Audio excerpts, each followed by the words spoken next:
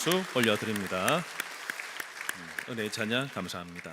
광야를 지나갈 때에 하나님께서만 우리에게 도움 되실 줄로 믿습니다. 우리 옆에 있는 분들에게 인사하실 때 하나님이 도우심입니다. 인사할까요? 하나님이 도움이십니다. 평소에는 굉장히 조용하신 분이세요. 또 얼굴 표정도 또 별로 없으시고 또 감정의 요동도 없는 어른이에요. 그런데 자식 문제 앞에서 조용히 눈물 흘리시는 모습을 보았습니다. 걱정과 두려움, 오랜 세월을 지나와서도 여전히 쉽지 않는 문제임을 다시금 알게 되었습니다. 우리 마음은 쉽게 흔들립니다. 마음을 굳게 잡아도 현실이 반대로 가는 것 같으면 흔들릴 수밖에 없죠. 어떤 사람이 튼튼한 다리를 건너고 있었습니다. 그 다리는 이미 많은 사람이 안전하게 건넜고 또 충분히 견고하게 지어진 다리였습니다. 믿음 가지고 건넜던 거죠. 그런데 중간쯤 갔을 때 갑자기 바람이 불고 다리가 조금씩 흔들리기 시작했습니다. 그 순간 이 사람의 머릿속에는 생각이 바뀌었습니다. 이 다리 괜찮은 것 맞나? 이 다리는 여전히 튼튼합니다.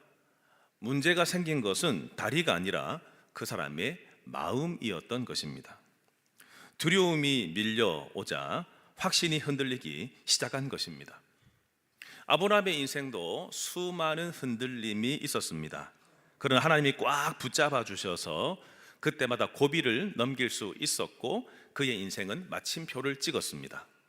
근데 아브라함 이후에 이삭이 태어나서 이제 이삭이 살아가는 쭉 인생과 삶도 똑같이 흔들리는 상황이 생긴 겁니다. 부모님에게 신앙을 물려받았고 아버지의 철저한 준비 속에 결혼도 했고 가정도 꾸렸습니다. 이제 신앙 안에서 출발한 새로운 가정이었죠. 그러나 사람이 살아가다 보면 반드시 문제가 생깁니다. 기뻐하고 축하하고 그 안에서 야 결혼했다 인데 그 이후의 삶은 녹록치 않습니다. 많은 어려움들이 있는 거죠. 아버지 세대도 힘겹게 겪었던 흉년이 이 위기가 아들에게도 똑같이 찾아온 겁니다. 그래서 1절 말씀 보시면 이삭이 그랄 지역으로 이동하여 블레셋 왕의 영역에 들어갔다라고 하며 쭉 스토리가 이어지고 있습니다. 그가 그랄 영역에 들어갔을 때 하나님께서 이삭에게 명령하시는데 2절 말씀에 애굽으로 내려가지 말고 내가 너에게 지시하는 땅에 거주하라 이렇게 말씀하셨습니다. 여러분 2절 말씀 보시면서 좀 깊이 생각해 봤으면 좋겠습니다. 하나님은 왜 애굽이 아닌 하나님께서 지시하시는 땅으로 가야 되는가? 문제는 발생했습니다. 흉년이 찾아왔어요. 저나 여러분들의 인생에도 흉년이 찾아올 수 있습니다. 먹고 사는 문제, 점점 더 기울어져가는 가세, 흔들리는 가정, 자식의 인생에 찾아오는 풍파, 우리의 삶에도 흉년이 찾아올 수 있습니다. 근데 그때마다 하나님은 명령하시는 것이 있어요. 나는 이리로 가고 싶은데 하나님은 그리로 가면 안 된다. 내가 너에게 지시하시는 곳이 있는데 거기 굳이 가야 된다라고 말씀하십니다. 그때 어떻게 하시겠습니까? 우리는 어려움이 생기면 나름대로 사람을 의지하려고 하고 그 문제를 풀어보려고 합니다. 그래서 그때 고대근동 지역에 살아갔던 사람들은 흉년만 찾아오면 다 애굽으로 내려갔습니다.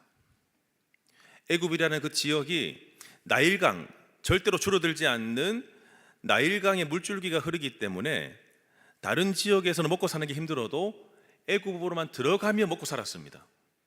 그래서 자연스럽게 사람들은 흉년이 오면 어디로 가야 된다고요? 애굽으로 간다는 자동화 사고가 있었습니다. 그런데 하나님은 이삭도 똑같이 어려움이 생겼으니까 우리 아버지도 그때 애굽으로 갔었지? 가려고 하는데 그리로 가지 마라 라고 말씀하십니다. 오히려 내가 너에게 지시할 땅으로 가라 이렇게 말씀하고 있습니다. 참 피난처로 여겨지는 현실적인 대안. 근데 하나님은 내가 지시하는 땅으로 가라 라고 말씀하시면서 장소를 선택하는 문제, 네가 피난처로 삼으려고 하는 그 문제, 너에게 달려있는 것이 아니라 누구한테 달려있다고요? 나한테 있다. 주권은 나에게가 아니라 주권은 하나님께. 주님은 흉년이 들어도 네가 평탄해도 내 뜻대로 살아가야 되지만 네 인생에 흉년이 찾아와도 누구 말씀 듣고 따라가야 된다고요? 하나님 말씀 듣고 따라가야 된다. 문제가 생겼을 때 이 문제 풀기 위해서 사람들은 수많은 것들을 다 도전하고 시도합니다. 그렇지만 너는 달라야 된다는 것입니다. 세상 사람들은 다 그렇게 하지만 너는 그렇게 하면 안 된다는 것입니다. 내가 지시할 땅으로 가라 라고 말씀하시면서 위기가 생겼을 때 살아남는 법만 계산하고 살아남는데 네 머리 돌리지 말고 약속의 자리, 하나님이 머물라고 하는 자리에 있어야 된다라고 말씀하십니다. 오히려 흉년이 찾아온 것은 생존을 위해서 사투를 벌이는 시간이 아니라 순종하기 연습하는 시간이 되어야 된다는 것입니다. 어려움 찾아왔을 때, 문제가 생겼을 때 어떻게 이 문제 풀지? 여기에 주안점 두면 안 되고 어려움 생기고 문제가 생겼을 때 누구께 순종하는 법을 배워야 된다고요? 하나님께 순종하는 법을 배워야 한다는 것입니다. 그러기 때문에 하나님은 흉년을 허락하셨다는 것입니다. 3절과 5절까지의 말씀 보시면 그 땅에 하나님이 약속하신 그 땅에 거류하게 됐을 때 어떤 은혜와 축복이 있는지를 쭉 말씀하세요. 여러분 이것은 순종해야지만 이 복이 있는 거예요. 3절부터 5절까지 읽어볼까요? 이 땅에 거류하면 내가 너와 함께 있어 내게 복을 주고 내가 이 모든 땅을 너와 내 자손에게 주리라. 내가 내 아버지 아브라함에게 맹세한 것을 이루어 내 자손을 하늘의 별과 같이 번성하게 하며 이 모든 땅을 내 자손에게 주리니 내 자손으로 말미암아 천하 만민이 복을 받으리라. 이는 아브라함이 내 말을 순종하고 내 명령과 내 계명과 내 율례와 내 법도를 지켰음이라 하시니라. 아멘. 당시 사람들은 흉년만 생기면 어디로 갔다고요? 애굽으로 갔습니다. 애굽이라고 하는 그 지역은요, 하나님의 약속의 땅인 가나안을 벗어나는 곳이 애굽이었습니다. 그런데 하나님이 가라고 하시는 땅, 나중에 지시한 대로 가요. 6절 말씀에 보면은 이삭이 그랄에 가서 거주했다라고 하는 것은 하나님께서 그리로 가라고 말씀하셨기 때문에 그랄로 간 겁니다. 그러니까 애굽이라고 하는 것은 가나안 땅을 벗어난 지역입니다. 하나님은 어떻게 하든지 너는 벗어나면 안 되고 약속의 땅에 머물러야 된다. 흉년이 찾아와도 하나님 약속하신 땅에 벗어나지 말고 약속한 땅 그 끝부분에 있는 그랄, 내가 끝부분까지 살기 위해서 갔지만 어떤 끈은 절대로 내버려 두면 안 된다고요? 신앙의 끈은 내버리면 안 된다. 하나님, 저 실망했어요. 고통스러워요. 그렇다고 해도 누구 앞에서만 하소연해야 된다고요? 하나님께. 하나님께 실망해서 탕자처럼 그냥 세상으로 나가버리면 된다고요? 안 된다고요? 안 된다는 거죠. 하나님은 애굽으로 가지 마라. 약속의 땅에 머물러라. 그렇게 했을 때 어떤 복을 주십니까? 3절 이하 말씀 보시면 함께 하심의 복, 땅과 자손을 주시는 복, 열방을 향한 복의 통로가 되게 하신다라고 말씀하고 있습니다. 성도 여러분, 언약의 약속은 아무 때나 주어지는 것은 아닙니다. 하나님의 약속은 있으라 하는 곳에 있을 때 그 약속이 이루어집니다. 오늘날 우리에게 애굽이란 어떤 곳일까요? 늘 넉넉한 곳, 식량이 공급되는 곳, 내가 생각할 때는 이 문제 생기면 이렇게 피해야 되라고 하는 가장 합리적인 방안, 이런 게 애굽입니다. 이 애굽은 하나님 없이도 살 수 있다라고 믿는 세상. 우리는 하나님 없으면 살 수 있어요? 못 살아요? 못 삽니다. 이제 갓 태어난 아기들이 어미가 없이 살 수 있습니까? 야, 이제 내가 해야 될 도리 다 했다, 네 알아서 살아. 절대 못 삽니다. 아기에게는 어미의 품이 있어야 되는 거죠. 그런데 애굽은 뭘 상징한다고요? 하나님 없이도 살 수 있어 라고 하는 세상이 곧 애굽입니다. 하나님은 이리로 내리로 가지 말고, 약속의 땅 경계선 근처이지만 그랄에 머물므로 인하여 여기에는 기근이 영향을 끼치는 자리입니다. 여기에는 애굽에 비해서 농업이 불안전합니다. 여기를 선택하는 것은 애굽을 선택하는 것보다 위험한 선택입니다. 그렇지만 이곳에 머물 때 하나님의 언약 약속이 이루어진다. 아브라함에게 주셨던 그 맹세를 이삭에게 계승시키시고 확증하시는 거죠. 이 말씀을 하시자 6절과 7절 읽겠습니다. 이삭이 그랄에 거주하였더니 그곳 사람들이 그의 아내에 대하여 물으매 그가 말하기를 그는 내 노이라 하였으니 리브가는 보기에 아리따움으로 그곳 백성이 리브가로 말미암아 자기를 죽일까 하여 그는 내 아내라 하기를 두려워함이었더라. 아멘. 하나님이 지시하신 대로 이삭은 그랄로 이사 왔습니다. 여러분, 이것은 순종입니까? 순종이 아닙니까? 순종한 거죠. 잘했습니까? 잘 못했습니까? 잘한 거죠. 근데 여러분, 순종했다고 해서 끝일까요? 여러분, 장소에 순종은 했어요. 그런데 아내 건에 대해서는 속임수를 씁니다. 하나님이 하라고 했기 때문에 여기는 왔어요. 그런데 살아가는 방식에 있어서는요, 두려움이 일어나자 세상 방식을 그대로 쓰고 있습니다. 믿는 사람인데 세상에 나가서는 여전히 세상 방법대로 살아가요. 교회 나오면 잘못했습니다 한 이후에 교회 안에서는 하나님께 순종한다고 하는데 나가서는 또 자기가 생각하는 대로, 자기가 느껴지는 대로, 자기가 맞다라고 하는 대로 그냥 그렇게 살아가는 모습이지요. 하나님께서 명하시는 자리에 있습니다. 하나님께서 보호하시겠다고 약속하셨습니다. 그런데 현실적으로 보더니 판단합니다. 겁나는데, 두려운데, 이 아내 때문에 나도 죽겠는데, 이런 위기감이 들자 제대로 된 판단이 안 나옵니다. 여기는 위험해. 내가 살아남기 위해서는요, 이 방법을 쓸 수밖에 없어 라고 하면서 속이기 작전에 들어간다는 것입니다. 성도 여러분, 믿음이 있으면 두려움은 저 멀리 사라질까요? 우리 믿음의 성도들이여, 답해 보세요. 지금 벌써 눈 감을 시간이 아닙니다. 최 목사가 한 주간 동안 기도하며 열심히 준비했는데 눈물을 감고 계시면 최 목사가 실망할까요? 실망하지 않을까요? 눈 감고 있는 남편들, 아내가 옆구리 콱 찌르면 버렸어요. 남이 찌르면 안 됩니다.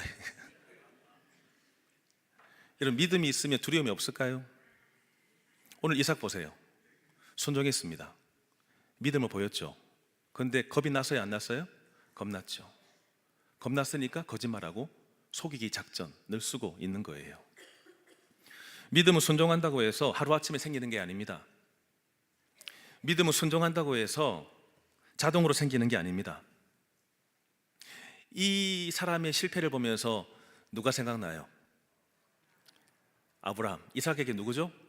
아버지입니다. 그래서 여러분, 어떤 말이 있어요? 부전, 자전. 이런 거는 좀 안 닮아도 되는데 왜 이렇게 닮는지 모르겠습니다. 믿음의 사람들도, 아브라함도 실패했고 이삭도 지금 실패를 했어요. 불순종의 자리에서 실패한 게 아닙니다. 순종의 자리에 있는데 실패한 겁니다. 그러니까 여러분들이 지금 순종하고 있다고 해서 안심하면 돼요? 안 돼요? 안 된다는 것입니다. 순종하고 주님을 따라오고 있어도 여전히 긴장의 끈을 놓으면 안 됩니다. 마귀가 그냥 가만히 내버려 둬요? 아니요. 마귀는 굉장히 간교한 자입니다. 지혜로운 자예요. 그래서 마귀는요, 내 어떤 신앙과 내 삶에 있어서 가장 약한 고리가 어딘지 잘 알고 있어요. 마귀는 내가 강한 영역은 절대 안 건드려요. 약한 부분만 건드립니다. 그걸 건드려서 빌미로 삼아서 하나님과의 관계를 깨뜨려 버리죠. 부모님은 자녀의 가치관 형성에 영향을 줄 수밖에 없어요. 아버지 아브라함, 이삭이 그대로 따라하잖아요. 창세기 12장, 창세기 20장. 아브라함이 한 대로 오늘 26장, 이삭이 그대로 따라가고 있어요. 부모님들이시죠? 입술은 신앙을 말하는데 내 눈이 세상에 가 있으면 우리 아이들 보고 어떤 사인을 주는 거예요? 네 눈도 세상에 가 있어야 돼 라고 사인을 주는 겁니다. 내 입술은 하나님 잘 믿어야 돼, 인내해야 돼, 기도해야 돼 라고 하는데, 여러분들이 세상에 나가서 하고 있는 그것을 아이들이 그대로 보고 있습니다. 그리고 그 아이들이 자라났을 때 문제가 생기잖아요. 그럼 뭘 꺼내는 줄 아세요? 기억 속에서의 교과서를 꺼내서 우리 아버지 어떻게 했더라, 우리 어머니 어떻게 했더라, 그대로 따라하게 됩니다. 처음에 아내랑 결혼했을 때 한번 빵 터졌던 적이 있어요. 지금 생각하면 우스운 얘기예요. 그렇지만 그때 왜 빵 터졌냐면, 아내가 뭔가 말을 했을 때 저는 제 기억 속에 아버지라고 하는 이 삶의 교과서를 꺼냈습니다. 저희 아버지는 호통부터 치셨습니다. 본인이 잘못됐다라고 말한 적이 없어요. 늘 아내를 누르려고 했습니다. 저도 똑같이 따라서 아버지처럼 어이 남편한테 막 이렇게 했다가 아주 혼난 적이 있습니다. 그러니까 남자든 여자든요, 우리 자매님들은 우리 어머니 어떻게 했더라 교과서 꺼내고, 우리 아들들은요, 남편들은요, 우리 아버지 어떻게 했었지 그 방 그대로 꺼냅니다. 여러분, 그 방법 성경적이지 않으면 쓰지 마세요.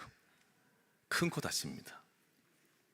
오늘 이삭이 그대로 따라가고 있는 거죠. 자녀들에게 어떤 모범을 보이고 계세요? 우연히 아비멜렉이 창밖을 내다보다가 부부 사이에나 할 수 있는 가능한 포옹하는 것을 보았습니다. 친밀한 부부 사이에나 할 수 있는 포옹. 이것을 보자마자 아비멜렉은 이삭이 거짓말했다라고 대번에 알게 됐습니다.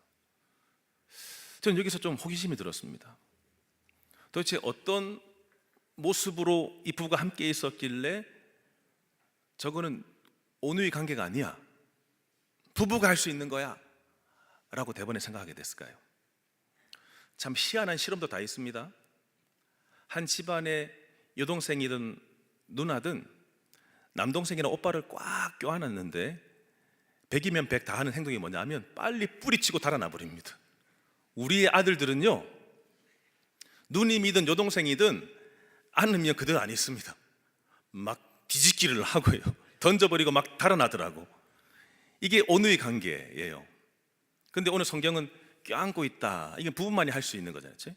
아니면은 여러분들 애정 표현, 부부만 할 수 있는 애정 표현 있잖아요. 뭐 이마에 뭐 뽀뽀를 해준다든지, 하여튼 이 사이에 그럼 껴안는 이 모습들을 통해서 아비멜렉이 딱 알아보는 겁니다. 저거는 절대 오빠와 동생 관계가 아니다, 저거는 부부구나. 여러분, 거짓말은 내가 넘어가서도 오래 못 숨겨요. 잠깐은 위기를 벗어나기 위해서 거짓말했지만 함께 살다 보면 드러나게 됩니다. 제가 8년째 사회 가면서 아마도 여러분들은 최 목사가 어떤 사람이다 라는 것을 아실 겁니다. 뭘 좋아하고 뭘 안 좋아하는지, 성격이 어떤지, 이런 것들은 다 아실 거예요. 여러분만 아실까요? 저도 여러분들 압니다. 8년 지나오면서 여러분들 함께 있으면서요, 여러분을 압니다. 그리고 저도 석사 박사를 상담을 했기 때문에 이분과 대화를 나눠보면, 또 이분이 하는 행동들을 보면 왜 그렇게 하는지를 제가 알아보게 됩니다. 아, 과거에 이런 삶의 배경 속에 살아오셨구나. 아, 그래서 이런 부분들은 참 힘들어 하시는구나. 이게 이런 부분은 참 성숙하신데 이런 부분들은 아직 성숙하지 않으시는구나. 아, 어떤 상처가 있으시구나. 그런 것들을 좀 보고 또 생각을 하게 됩니다. 오래 있으면 속일 수 없어요. 다 드러나게 됩니다. 결국은 아비멜렉이 이삭을 불러 추궁하죠. 그 내용이 9절부터 11절입니다. 같이 읽겠습니다. 이에 아비멜렉이 이삭을 불러 이르되 그가 분명히 내 아내건을 어찌 내 누이라 하였느냐. 이삭이 그에게 대답하되 내 생각에 그로 말미암아 내가 죽게 될까 두려워하였음이로라. 아비멜렉이 이르되 내가 어찌 우리에게 이렇게 행하였느냐. 백성 중 하나가 내 아내와 동침할 뻔하였도다. 내가 죄를 우리에게 입혔으리라. 아비멜렉이 이에 모든 백성에게 명하여 이르되 이 사람이나 그의 아내를 범하는 자는 죽이리라 하였더라. 아멘. 오늘 아비멜렉이 추궁하지요. 추궁의 내용이 뭡니까? 네 아내이면서 왜 너의 여동생이라고 했냐? 네가 우리에게 죄를 짓게 할 뻔했다. 나의 백성이 너 때문에 망하도록 덫을 왜 놓았느냐? 온 공동체가 죄에 빠질 뻔했다고 책망을 하고 있습니다. 어쩌면은 믿는 사람인 이삭이 믿지 않는 불신자인 아비멜렉에게 혼이 나고 있는 경우입니다. 이런 경우 있으세요? 아니, 목사님이라고 하지 않았나요? 목사가 그렇게 하면 됩니까? 이런 시대. 또 아니, 온양 사일교회 장로님 아니세요? 장로님이 그렇게 하셔도 됩니까? 장로님도 미안합니다. 그냥 한 예로, 중직자 예로 드리는 말씀입니다. 내가 누구인데, 내가 믿는 사람인데 믿지 않는 사람으로 하여금 그런 말을 들을 때 얼마나 얼굴이 화끈거립니까? 얼마나 수치스럽습니까? 그렇죠. 하나님의 언약 백성이면 하나님 말씀 가운데 힘들어도 거해야 되는데 세상 방식 쓰고 있다가 지금 수치를 당하고 있는 꼴이잖아요. 이삭이 뭐라고 말합니까?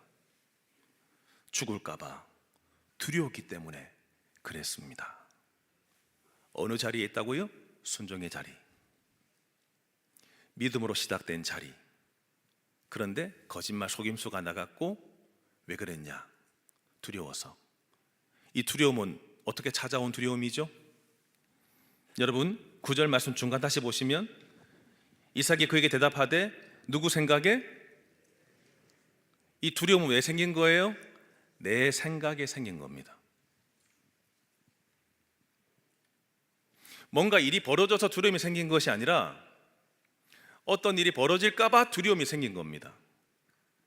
그런데 오히려 11절 말씀 보시면 아비멜렉이 모든 백성한테 명령해요. 이삭 건드리지 마. 그 아내 건드리지 마. 건드리면 죽일 거야. 이렇게 경고를 합니다. 벌어지지도 않았는데 자기 생각에 우리 아내가 이쁘니까 아내라고 하면은 나를 죽이고 뺏어가겠구나. 이거는 순전히 자기 생각입니다. 자기 혼자서 시나리오를 다 쓴 겁니다. 우리의 인생과 우리의 신앙은 그렇게 흘러가지 않아요. 그런데 이삭은 순종의 자리에 있었어도 자기 생각에 매몰되더니 혼자 두려워하고 있는 것입니다. 암에 걸리면 진짜 암 때문에 돌아가시는 것이 아니라요, 암이라는 소리를 듣고 낙심절망해서 사람이 죽는 겁니다. 어느 상황이 생겼을 때 자기 생각에는 자기 생각을 쓰시면 안 되고요, 하나님 뭐라고 말씀하셨지? 점검하셔야 됩니다. 내가 여기에 왜 왔지? 하나님이 명하셨잖아. 그 약속의 자리에 있으면 3절부터 5절까지 약속을 주신다고 했으니까 그 약속을 계속 생각하고 하나님 말씀에는 이렇게 답을 하고 태도를 취해야 되는데 다 뒤로 제쳐두고 자기 생각만 하다 보니까 두려움에 휩싸이게 되는 것입니다. 아비멜렉은 결국 이삭이나 아내를 건드리지 마라 라고 법적으로 지키면서 명하면서, 이삭은 거짓말로 자기를 지키려고 했지만 하나님은 사람을 통해서 이삭을 지키셨습니다. 이삭과 그의 아내, 하나님이 지키도록 하셨습니다. 성도 여러분, 오늘 본문에 나온 이 이삭을 가만히 보시면서 어떤 생각이 드세요? 여러분들도 이삭과 비슷한 모습이 있으세요? 아니면은 영 아니세요? 이삭의 출발은 좋죠. 그의 아버지 아브라함이 3일 길을 가서 그를 제물로 잡아 죽이려고 했을 때 그대로 순종할 정도로 하나님은 분명히 뜻이 있으실 거다. 자기가 제물 되려고 했습니다. 아브라함의 종이 리브가를 데리러 갔었을 때에도 부엘라 헤로이에 머물면서 묵상하면서 기다렸습니다. 믿음의 사람이었습니다. 어머님이 떠나가신 이후에 마음의 빈자리 하나님과 동행하면서 지나왔던 믿음의 사람이었습니다. 근데 삶의 위기가 찾아오니까, 흉년이 찾아오니까 사람이 두려움이 일어나는 것이에요. 두려움이. 그랄로까지 갔습니다. 순종했습니다. 그렇지만 거기에서 오히려 넘어질 뻔하였던 거죠. 여러분, 우리의 신앙은 완전한 게 없습니다. 어떨 때는 신앙이 있는 것 같은데 어떤 때는 바닥에 떨어져 있어요. 어떤 때는 내가 믿음의 사람인데 어떤 때는요, 내가 믿는 사람이라고 말하기가 너무나 부끄러워요. 사람들이 내 이 본 모습을 보면 어떻게 생각할까? 이것 때문에 참 두려울 수밖에 없지요. 이삭도 그렇게 넘어졌어요. 두려워서, 거짓말하면서, 순종의 자리에서 하나님을 신뢰하지 못했습니다. 두려움은 사람을 마비시킵니다. 제대로 된 판단을 하지 못하도록. 두려움이 들어오면, 불안이 들어오면 걱정만 생기는 거죠. 이것이 인간의 연약함입니다. 여러분들은 어떠세요? 이삭이 흉년을 만났던 것처럼 여러분들은 지금 어떤 흉년 만나셨어요? 그것 때문에 어려우시잖아요. 그것 때문에 힘드시잖아요. 그래도 여러분, 내 계산보다, 내가 계산해서 합리적인 선택을 한 것보다 누구 선택을 따라야 된다고요? 하나님 선택을 따라야 된다. 어떻게 하면 가장 안전할까가 아니고, 흉년이 찾아오면 어떻게 해야지 가장 안전한 길이지? 빨리 벗어나지? 이게 아니고, 흉년이 찾아오면 하나님이 테스트라고 그랬죠? 하나님 뭐라고 말씀하셨지? 내가 어디에 머물러 있어야 되지? 이 문제는 내가 벗어날 수 있는 것이 아니라 하나님이 벗어나게 하시는데, 내가 지금 하나님 의지하고 있나? 붙잡고 있나? 이것을 정직하게 돌아보셔야 한다는 것입니다. 하나님은 애굽으로 내려가지 말고 그랄로 가라고 명령하셨습니다. 애굽은 누가 없어도 살 수 있는 곳요? 하나님 없어도 살 수 있는 곳. 그렇지만 그랄은 어떤 곳이었다고요? 하나님의 약속의 끝부분. 내가 힘들어도 신앙은 벗어나지 않겠다 라고 하는 그 자리가 어느 자리였다고요? 그랄의 자리였습니다. 여러분들은 살아가시면서 어디에 더 관심이 있으세요? 더 높은 조건을 누가 제시합니다. 연봉도 더 준답니다. 단 하나, 일요일도 근무하래요. 일요일도. 자, 여러분, 더 높은 연봉, 그냥 평상시대로 받지만 주일 성수, 어디를 택하시겠습니까? 하시는데요. 뭐라고 하시는지. 더 높은 조건을 내밀어도 주일이 없는 삶, 돈과 안정과 미래가 있는 삶, 애굽. 근데 하나님은 주일 있는 삶, 평범하지만 하나님 의지하며 살아가는 삶, 하나님과의 친밀한 관계. 여러분들은 어디를 선택하시겠습니까? 가정을 보면 여러분들은 맞벌이세요? 외벌이세요? 제가 학교 다닐 때만 해도 우리 어머님들이 다 집에 계셨습니다. 친구 집 놀러 가면 우리 친구 어머님이 잘 맞아주셨고, 식사도 준비해 주셨고, 라면도 끓여가지고 어찌나 맛있게 끓여주시는지 저는 그때 그 라면을 잊을 수가 없어요. 친구들하고. 어머님이 집에 계시면 놀아도 조심히 놉니다. 어른이 계시니까. 근데 양쪽 다 맞벌이시고 아무도 없으면요, 아이들이 그 집에 가서 어떻게 놀까요? 건전하게 놀까요? 퇴폐적으로 놀까요? 경험 다 있으시죠? 부모님이 없으면요, 자기 마음대로 놉니다. 앞뒤 생각도 안 하고. 이것이 어른이 있는 삶과 어른이 없는 삶이에요. 제가 교구 목회할 때도 수요 기도회, 오전 수요 기도 10시, 저녁 기도회 8시 있으면요, 저녁은 한 3분의 1 정도, 나머지 3분의 2는요 다 오전에 나오셨습니다. 그때만 해도 20년 전, 15년 전, 그때만 해도 여자 성도님들이요 대부분 오전에 다 나오셨습니다. 다 유모차 끌고, 또 우리 어르신들, 여자 성도님들 많이 들어오셨습니다. 근데 이제는 상황이 역전됐습니다. 오전에 나오는 사람이 없어요. 무슨 말이죠? 다 맞벌이 다니고 있다. 맞벌이 다니고 있다. 뭐 맞벌이가 틀렸다, 뭐 잘못됐다 이런 차원은 아니고요. 일할 수 있죠. 근데 어느 시기에 일하는가도 중요한 것 같아요. 아이들이 막 태어났을 때 어머니와 함께 있는 게 제일 중요한 시간이죠. 1살, 2살, 3살 이때 함께 말도 배우고 관계도 배우고 친밀감도 형성하고. 근데 태어남과 동시에 어머니 일 가야 되니까 어디에 맡기고 어느 기관에 맡기고 해서 그 아이들이 제대로 엄마와의 정서적인 교감과 교류가 있는 채 살 수가 있겠어요? 맞벌이를 하는 이유가 분명하겠죠. 이제는 혼자 살아가는 것보다 둘이 벌어 살아가야지만이 안정되니까 둘이 벌려고 하겠죠. 빚도 많고, 심지어 요즘에 많이 쓰는 말 영끌족, 영혼까지 끌어모아서 여기저기 빚을 다 끌어모아 가지고 집을 딱 한 채 사두었는데 금리가 호락호락합니까? 3% 금리 내다가 6%만 띄워보세요. 이자가 2배로 뜁니다. 어떻게 갚습니까? 또 전쟁통에 점점 더 금리가 올라가게 되고 이자가 올라가게 되면 어떻게 갚습니까? 그래서 이런 깡통 주택들이 많이 나오잖아요. 깡통 주택.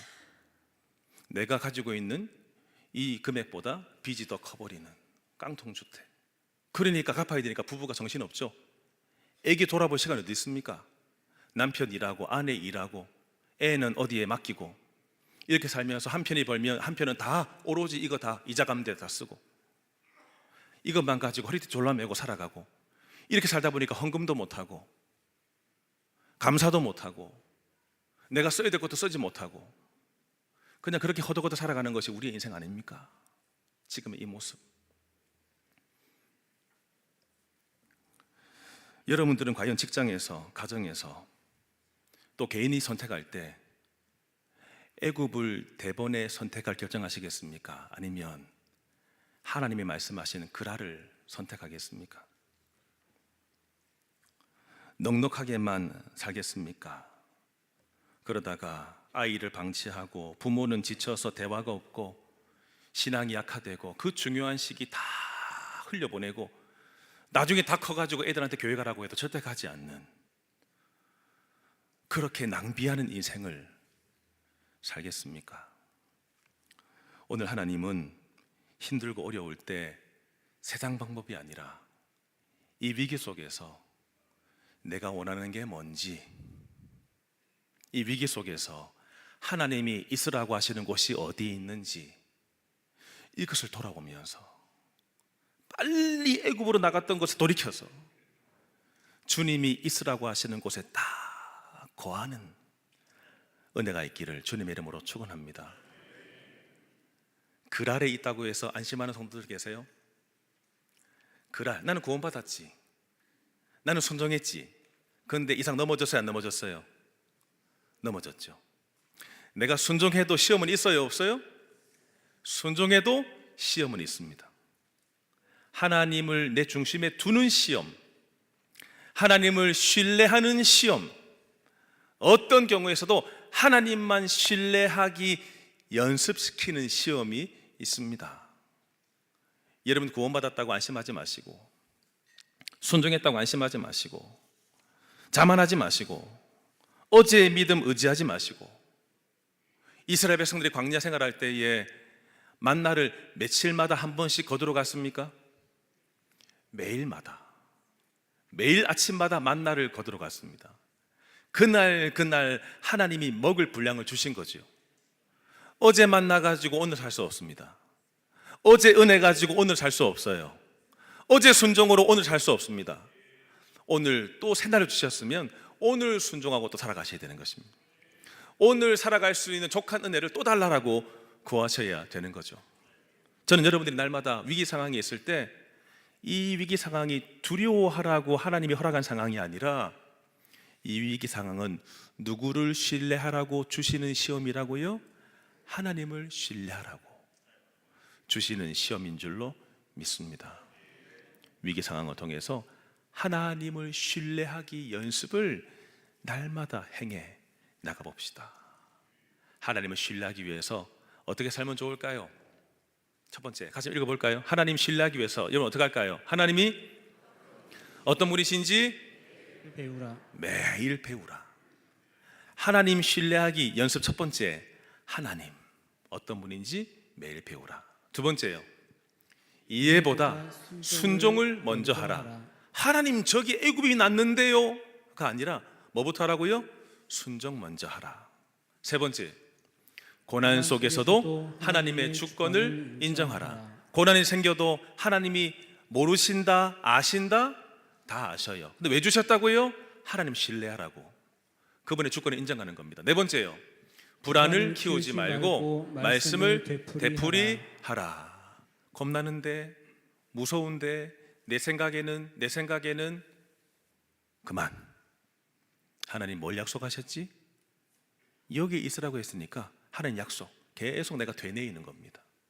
묵상하는 겁니다. 다섯 번째, 혼자 버티지 말고 공동체와 함께 하라. 혼자 신앙생활 하지 마시고 공동체 성도들과 함께 신앙생활 하십시오. 여섯 번째, 지나온 은혜를 자주 기억하라. 그 위기 상황에서 하나님이 어떻게 건져주셨었는데 이것을 계속 생각하고 기억하는 삶. 마지막 일곱 번째예요. 결과는 하나님께 맡기고 오늘 순종하라. 흉년은 이삭의 힘으로 이겨낼 수 있어요? 없어요? 흉년 이기기 위해서 애굽으로 내려갈 수도 있어요? 그럼 애굽에서 하나님 없이 살아가다가 그 믿음의 계보 이을 수 있어요? 없어요? 이삭이 이후에 또 야곱을 낳고 야곱이 또 아들들을 낳고 그 아들들 중에 이제 그 언약의 계보를 따라서 쭉 이어지는 모든 계보들이요, 약속의 땅에 있어야지만이 이루어지는 축복이었어요. 벗어나면 먹고는 살 수 있어도 신앙을 다 잃어버리게 되는 것입니다. 마지막까지 결과는 하나님께 맡기고 흉년 벗어나게 하실 분 하나님. 결과 하나님께 맡기고 오늘 순종하며 살겠다. 인생의 다리를 건너는데 바람이 불어옵니까? 다리가 흔들립니까? 두려움이 또 내 마음을 흔듭니까? 약속이 흔들리는 상황입니까? 그럴 때마다 다시 누구 신뢰하기 연습요? 하나님 신뢰하기 연습. 잘 됐다. 내가 이 시기에 하나님 한번 왕창 믿어볼란다. 어차피 뭐 옆을 봐도 길이 없고 위를 봐도 길이 없고 그냥 기왕 이렇게 된 거 하나님께 맡겨버리고 그분 신뢰하기 연습이나 해보자. 근데 희한하게 하나님께서 그 길을 열어주실 줄로 믿습니다. 나는 약하고 흔들리고 넘어질 수밖에 없어도 하나님이라고 하는 다리는 견고합니다. 신실합니다. 그분을 따라가시기를, 그분과 함께 걸으시기를 주님의 이름으로 축원합니다. 함께 찬양할까요? 내게 허락하신 시련을 통해서 나의 믿음이 더욱 강하게 자라나게 될 것이다.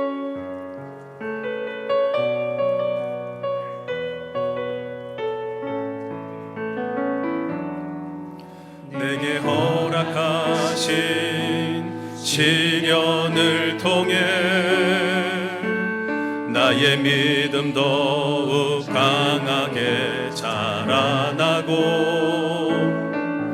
험한 산과 골짜기 지나는 동안 주께 더 가까이 나를 이끄시네. 내가 겪는 시험이 어렵고 힘겨워도 내 주님보다 크지 않네. 내 앞에 바다가 갈라지지 않으면 주가 나로 바다 위 걷게 하리. 나는 믿네. 주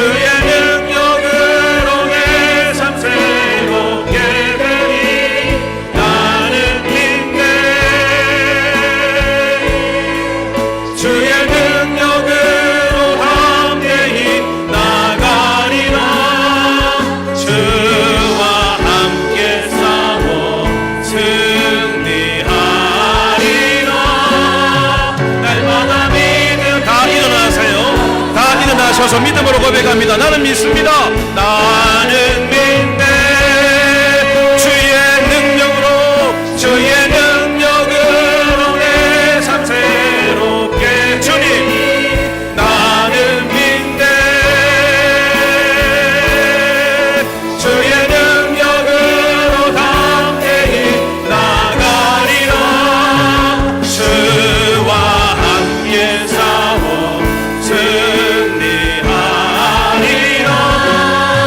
날마다 믿음으로 나 살아가리. 주와 함께 싸워 승리하리라. 날마다 믿음으로 나 살아가리. 내 인생에 흉년이 찾아왔습니다. 어떡하시겠습니까?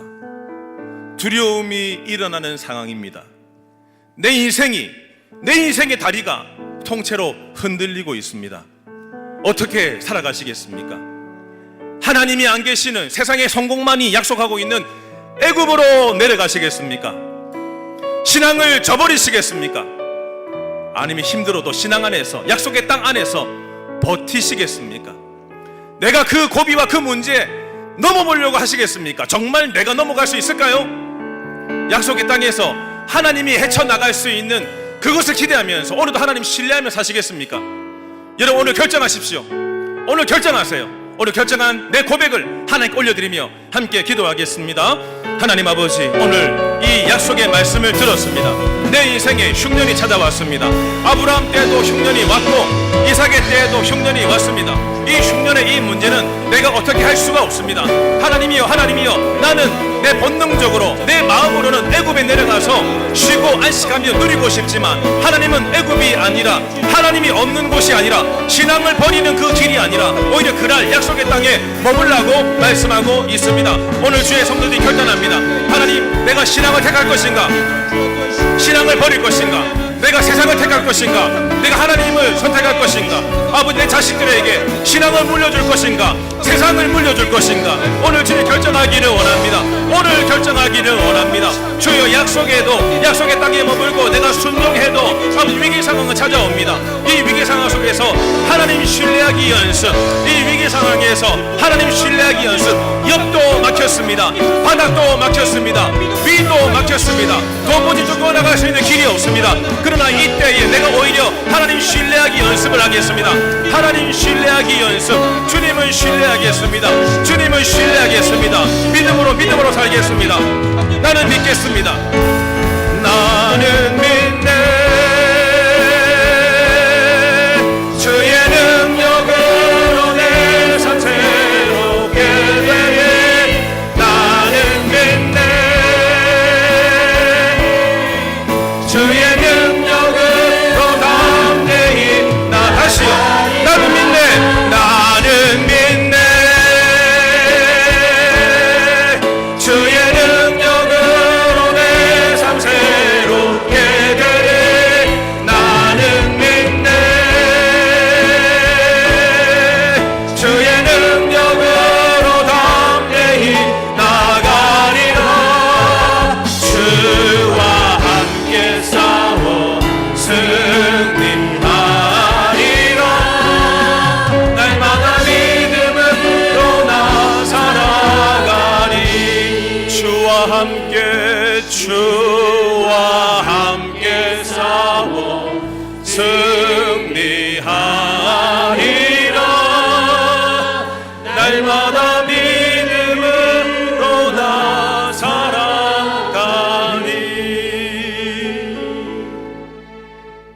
우리 인생의 다리가 흔들립니다. 주님, 두려움이 내 마음을 흔듭니다. 주님, 그럴 때마다 하나님 신뢰하기 연습을 다시 시작하게 하여 주시옵소서.